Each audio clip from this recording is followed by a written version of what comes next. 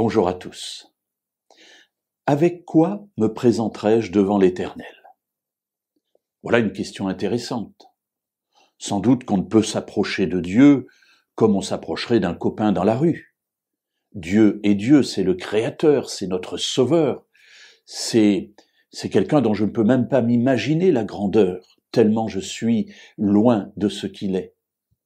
Alors, s'approcher de Dieu requiert vraisemblablement une préparation, peut-être faut-il apporter quelque chose, et c'est une question que tous les croyants se sont posées durant tous les siècles. Dans le Premier Testament, le prophète Michée nous présente aussi cette question posée dans le chapitre 6 et au verset 6 et 7. « Avec quoi me présenterai-je devant l'Éternel? M'inclinerai-je devant le Dieu très haut? Me présenterai-je avec des holocaustes, avec des veaux d'un an? L'Éternel agréera-t-il des milliers de béliers, des myriades de torrents d'huile?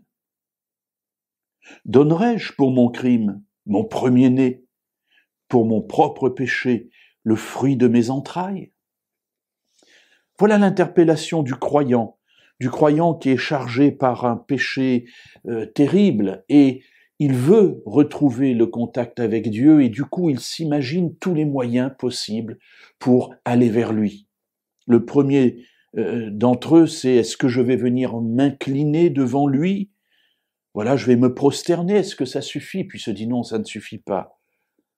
Alors, est-ce qu'il faut que je vienne avec des holocaustes, c'est-à-dire des sacrifices que je donne entièrement à Dieu? Je n'en retire rien. J'amène un animal, je le sacrifie et tout est pour Dieu. Entre guillemets, je perds tout.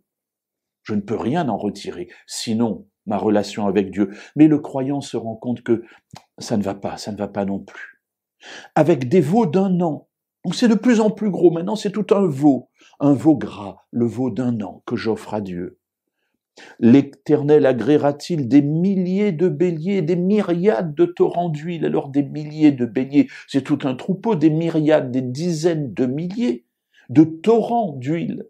Un torrent, ça se termine jamais. Et là, c'est des dizaines de milliers de torrents d'huile.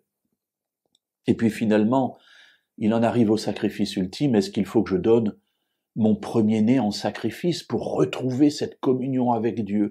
Voilà le cri déchirant de celui qui se sent mal dans sa peau et qui veut retrouver la communion avec Dieu. Mes amis, je suis persuadé que vous vous êtes déjà trouvés dans cette situation. Eh bien, nous verrons demain quelle réponse Dieu donne à ce cri que nous lui adressons parfois.